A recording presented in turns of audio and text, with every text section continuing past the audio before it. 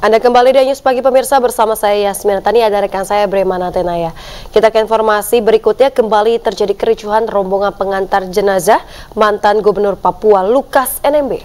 Sejumlah ruko dirusak dan dibakar massa dan belum diketahui penyebab kericuhan terjadi.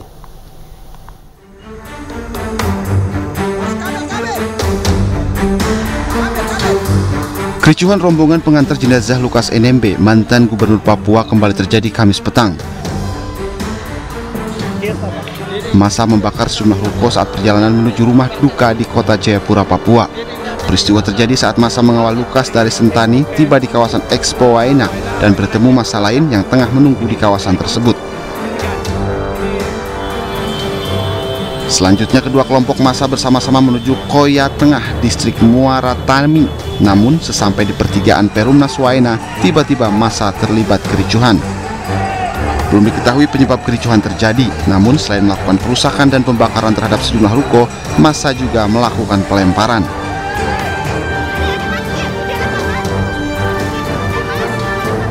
Diketahui sebelumnya kericuhan juga terjadi pada Kamis pagi saat jenazah Lukas NMB tiba di Bandara Sentani Jayapura. Ketika aparat dan keluarga ingin membawa jenazah ke tempat persemayaman di Stakin, sejumlah warga melakukan pengadangan. Akibatnya PJ Gubernur Papua dan Kapolda Papua pun menjadi sasaran amuk massa. Tim Liputan iNews melaporkan. Pemirsa, PJ Gubernur Papua Ridwan Rumah Sukun terkena lemparan batu saat sekelompok massa mengantar jenazah mantan Gubernur Papua Lukas NMB di Sentani, Kabupaten Jayapura, Papua.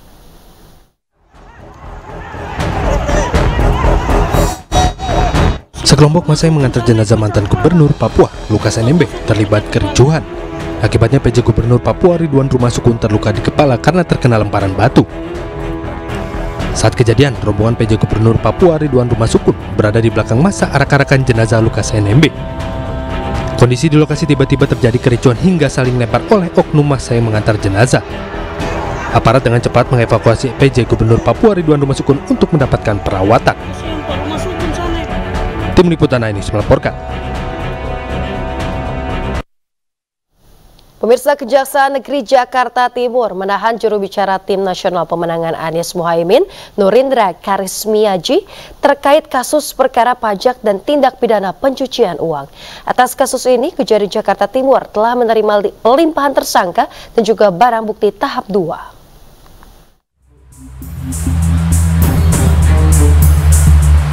Kejari Jakarta Timur bersama tim Jaksa Penuntut Umum Kejati DKI Jakarta menerima pelimpahan tersangka dan barang bukti tahap 2 terkait penyidikan perkara perpajakan dan TPPU dengan tersangka Nurindra Karismiaji.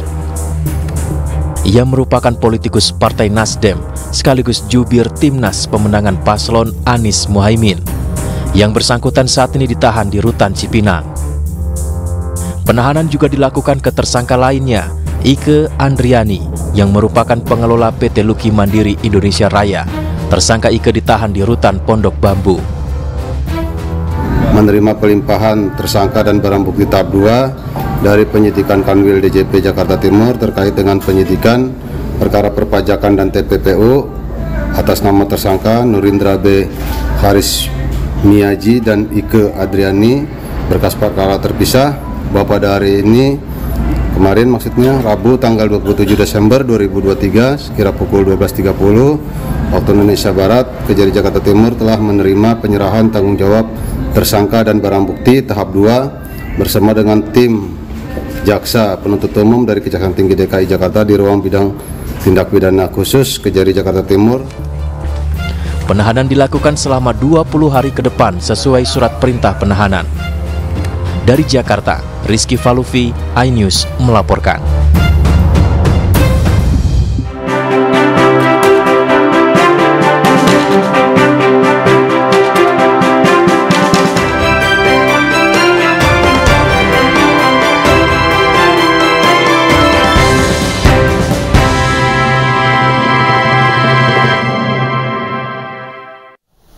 Pemirsa, sejumlah alat peraga kampanye atau APK calon anggota legislatif di Kabupaten Pasuruan, Jawa Timur dirusak orang tak dikenal. Aksi perusakan baliho itu sempat viral dan terekam kamera pengawas.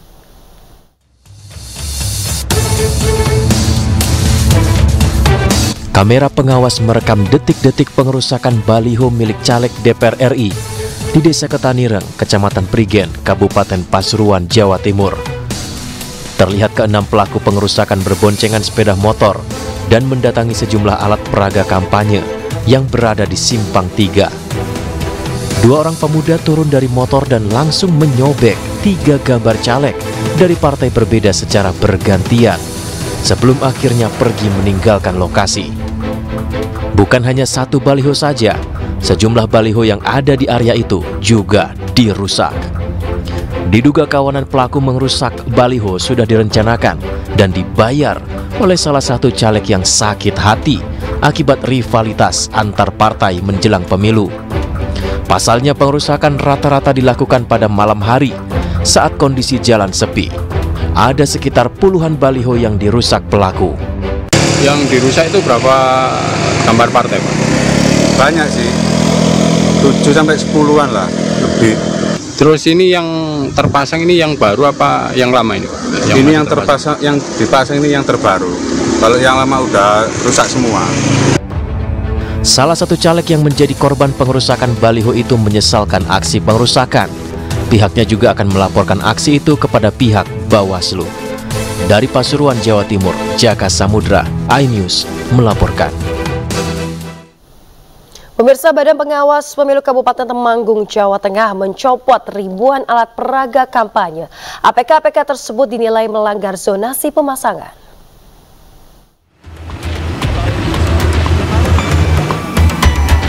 Tugas gabungan Bawaslu, KPU, Satpol PP, TNI dan Polri menertibkan ribuan alat peraga kampanye atau APK di sejumlah jalan protokol Kota Temanggung, Jawa Tengah, Kamis siang. Lebih dari 1.800 APK dicopot karena menyalahi zonasi pemasangan, yaitu di taman kota, pohon, maupun fasilitas umum lainnya. Bawaslu Kabupaten Temanggung sebelumnya telah mengimbau agar pencopotan dilakukan secara mandiri, namun tidak diindahkan. Dari inventarisir dari teman-teman kemarin ada 1.879 yang diinventarisir oleh teman-teman Panwaslu Kecamatan, yang selanjutnya mereka merekomendasikan ke Bawaslu Kabupaten. Selanjutnya kami juga sudah meneruskan ke KPU dan juga ke Satpol PP diterbitkan. Penertiban APK bandel ini guna memastikan para peserta pemilu tertib dalam melakukan kampanye. Penertiban akan terus dilakukan hingga masa kampanye berakhir. Dari Temanggung, Jawa Tengah, Didik Dono Hartono, iNews melaporkan. Calon Presiden Partai Perindo nomor urut 3 Ganjar Pranowo menemui Gubernur Daerah Istimewa Yogyakarta Sri Sultan Hamengkubuwono ke-10. Ganjar Pranowo merupakan capres pertama yang sowan dengan Raja Keraton Kesultanan Yogyakarta.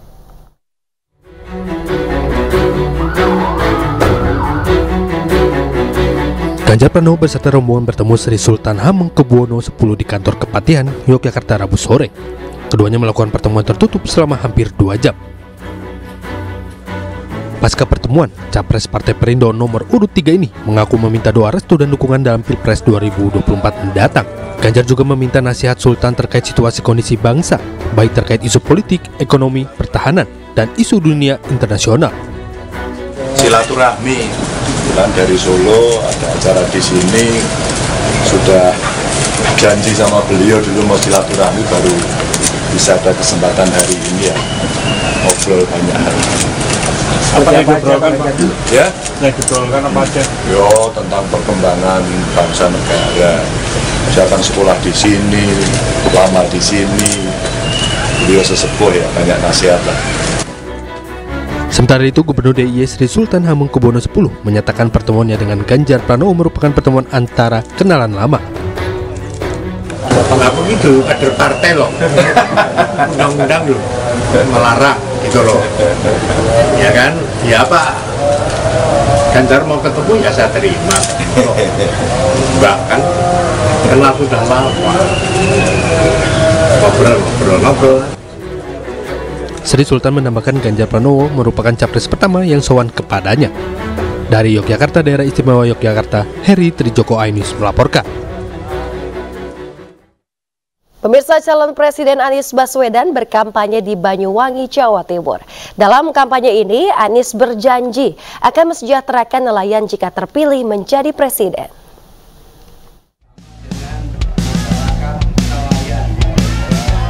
Calon Presiden nomor urut 1 Anies Baswedan menyambangi para nelayan di Pantai Blimbing Sari, Banyuwangi, Jawa Timur. Dalam kampanye tersebut, Anies menjanjikan kesejahteraan bagi para nelayan. Anies juga mendengarkan seluruh aspirasi yang disampaikan oleh para nelayan dan mencari solusi yang akan dilakukan mengatasi permasalahan yang dihadapi nelayan, seperti reklamasi pasir pantai dan mengatasi kelangkaan bahan bakar minyak yang selalu dibutuhkan nelayan saat melaut. Tadi saya sampaikan bahwa ada banyak teknologi baru yang itu ada harganya dan tidak murah. Apa yang harus dilakukan? Nomor satu, meningkatkan produktivitas sekarang itu, sehingga harga jualnya juga lebih baik, lalu mereka bisa menabung. Lalu bangun koperasi. Dengan ada koperasi, maka ketika mereka membutuhkan untuk permodalan, ada akses. Dalam dialognya dengan nelayan, Anies berjanji apabila terpilih menjadi presiden akan memberikan permodalan untuk para nelayan. Dari Banyuwangi, Jawa Timur, Eris Utomo, iNews melaporkan. Bawaslu RI membatalkan pemeriksaan terhadap Cawapres nomor urut 2 Gibran Rakabuming Raka. Gibran dianggap tidak terbukti melakukan pelanggaran saat bagi-bagi susu di acara Car Free Day. Jadwal pemanggilan terhadap Gibran rencananya akan berlangsung pada kemarin, namun dibatalkan karena pendalaman yang dilakukan Bawaslu dinilai sudah cukup. Dari hasil pendalaman, Bawaslu menyebut tidak menemukan dugaan pelanggaran pidana pemilu yang dilakukan Gibran. Selain itu, tim kampanye Gibran juga tidak terbukti memobilisasi keikutsertaan anak-anak serta juga saat bagi-bagi susu di kegiatan Car Free Day tersebut. Kita melaporkan hanya melihat dari YouTube dan informasi-informasi media online. Nah, kita klarifikasi dengan kepolisian, ya, Bareskrim, penyidik, kemudian dengan kejaksaan yang tergabung dalam sentra Gakumdu. Nah, kita sampaikan ke pelapor dugaan-dugaan yang dilaporkan tersebut apa, terhadap misalkan bagi-bagi susu. Nah, kemudian juga kaitannya dengan pelibatan anak-anak di bawah umur. Nah, setelah kita mintai klarifikasi, ternyata dalam klarifikasi itu tidak.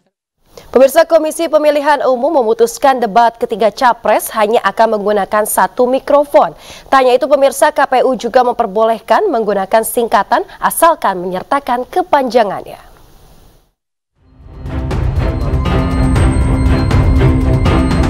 KPU RI akan mengubah format debat ketiga yang akan diikuti oleh ketiga calon presiden yang akan digelar 7 Januari 2024. KPU memutuskan hanya akan menggunakan satu mikrofon dan akan dipasang di setiap podium pada debat berikutnya. Keputusan itu diambil berdasarkan kesepakatan bersama perwakilan setiap pasangan calon dalam pertemuan evaluasi debat kedua di KPU Rabu kemarin. Pengguna satu mikrofon ini dianggap efektif mengurangi peluang bagi Capres meninggalkan podium selama debat, seperti yang dilakukan Cawapres Gibran Rakabuming Raka di debat kedua. KPU juga menjelaskan pada debat kedua Cawapres menggunakan 3 mikrofon sebagai antisipasi jika salah satu mikrofon mengalami kerusakan. Selain masalah mikrofon, masalah pengguna singkatan saat debat Cawapres juga menjadi evaluasi saat debat kedua. Namun demikian, KPU tidak melarang penggunaan singkatan saat debat asalkan Capres-Cawapres menyertakan kepanjangan dari akronim tersebut.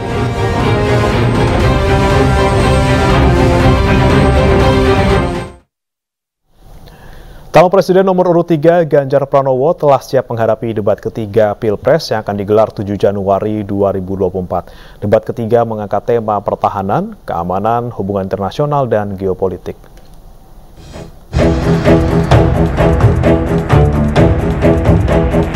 Komisi Pemilihan Umum akan menggelar debat ketiga Pilpres pada 7 Januari 2024. Debat ini akan diikuti oleh 3 calon presiden, yakni Anies Baswedan, Prabowo Subianto, dan Ganjar Pranowo. Tema yang diusung dalam debat ketiga yakni pertahanan, keamanan, hubungan internasional, dan geopolitik. Calon Presiden nomor urut 3 Ganjar Pranowo mengaku siap menghadapi debat yang akan dilaksanakan 7 Januari tersebut. Ganjar menyebut percaya diri menghadapi debat bertema pertahanan ini. Menurut Mas Ganjar seperti apa? Nggak ada, sama aja, semua bisa diuji kok. Karena ini mau jadi presiden.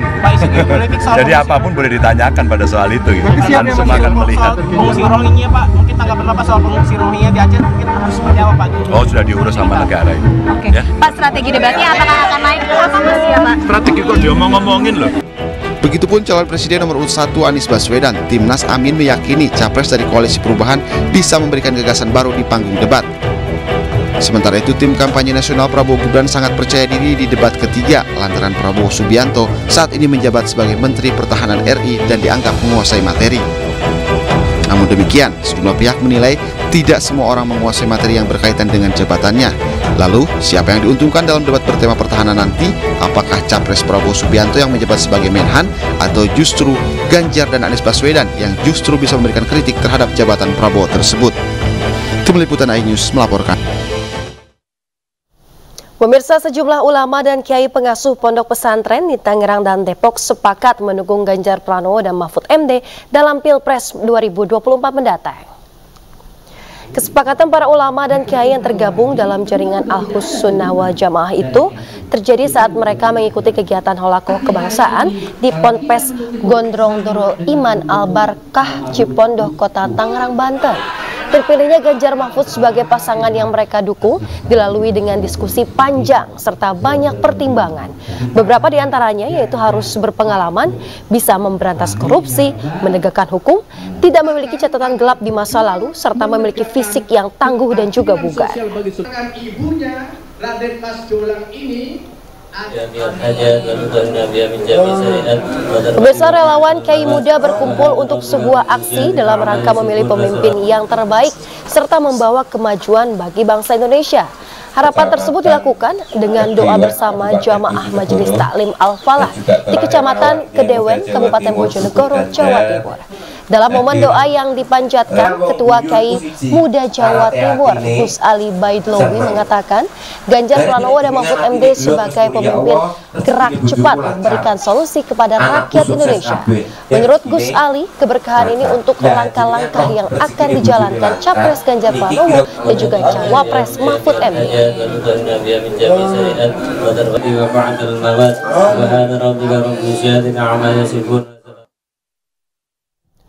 Pemirsa, sosialisasi Capres Ganjar dan juga Cawapres Mahfud MD terus digelar lewat beragam kegiatan sosial untuk masyarakat. Di antaranya memberikan bantuan untuk pembangunan tempat ibadah hingga bergotong royong membangun jalan umum.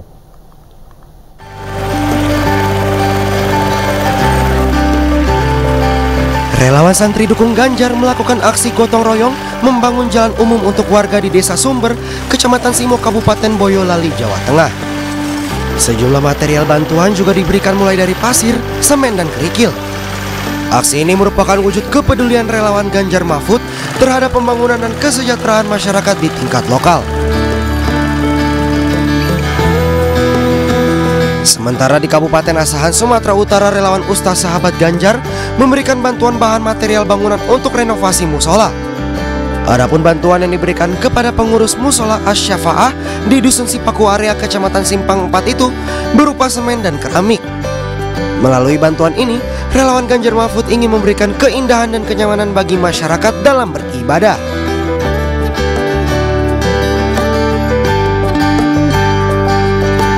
Sedangkan relawan Tuan Guru Sahabat Ganjar berkomitmen mendukung kemajuan pendidikan keagamaan sebagaimana visi misi Ganjar Pranowo Mahfud MD.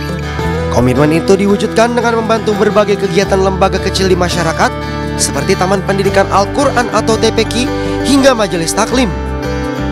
Relawan menyalurkan bantuan kepada TPQ Al-Ihsan yang berada di Dusun 8 Desa Seikepayang, Kecamatan Seikepayang Tengah, Kabupaten Asahan, Sumatera Utara. Relawan Gardu Ganjar memberikan kontribusi positif dengan menyelenggarakan kegiatan amal dalam bentuk bantuan alat olahraga tenis meja Fun Games.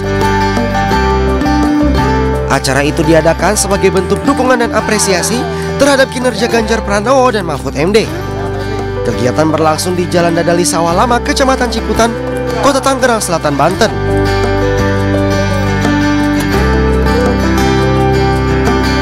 Para ibu-ibu anggota Majelis Taklim siap membantu relawan Nahdliyin Muda mensosialisasikan Capres Ganjar Pranowo dan Cawapres Mahfud MD kepada masyarakat di Jakarta. Sebelumnya mereka mendapatkan penjelasan tentang latar belakang sosial dan presentasi Ganjar Mahfud hingga program-program yang akan dilakukan setelah terpilih menjadi Presiden Wakil Presiden 2024 hingga 2029. Pertemuan ini juga dimanfaatkan untuk ajang diskusi dan penyampaian aspirasi maupun harapan untuk Capres-Cawapres Ganjar Mahfud.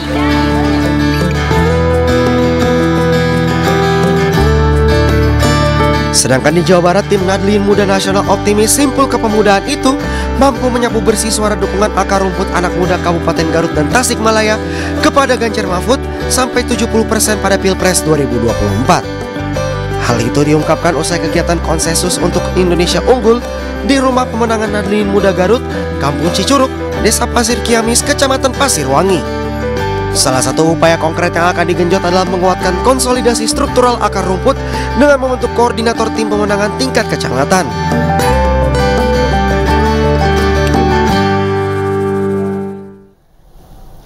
Temui Ketua Dewan Pimpinan Wilayah Partai Persatuan Pembangunan Se-Jawa dan Sumatera di Jakarta, PLT Ketua Umum P3 Muhammad Mardiono optimis suara partainya di pemilu 2024. Dalam pertemuan yang berlangsung di Jakarta, Mardiono memastikan para kadernya terus menunjukkan kekompakan dan solidaritas partai untuk memenangkan pemilu 2024 dari tingkat pusat hingga wilayah. Ia menyebut laporan dari DPW se-Jawa Tengah, maksud kami se-Jawa dan juga Sumatera terkait perolehan target yang dinilai dapat diraih sudah dicatat. Komunikasi intens kepada para perwakilan wilayah akan terus ditingkatkan secara online dan juga offline, termasuk ikut turun langsung ke berbagai daerah di Indonesia. Seluruh Jawa dan Sumatera cukup positif bahwa target yang kita canangkan oleh DPP untuk di tingkat nasional bisa memperoleh 2.000 kursi ya, kabupaten kota seluruh Indonesia dan provinsi, kemudian untuk target DPR RI antara 40 sampai 50 ini masih Pemirsa, pada pemilu 2024, suara perempuan menjadi salah satu kunci kemenangan bagi partai politik peserta pemilu. Dengan jumlah suara yang mendominasi, kaum perempuan dapat berperan dalam menentukan nasib bangsa 5 tahun ke depan. Sebanyak 50,08% dari 204 juta jumlah pemilih tetap yang dirilis Komisi Pemilihan Umum merupakan jumlah pemilih perempuan yang akan memberikan suaranya di pemilu 2024. Populasi suara perempuan yang cukup banyak ini sudah sewajarnya menjadi rebutan partai politik, salah satunya Partai Perindo, yang gencar memikat hati para perempuan melalui berbagai strategi dan program partai.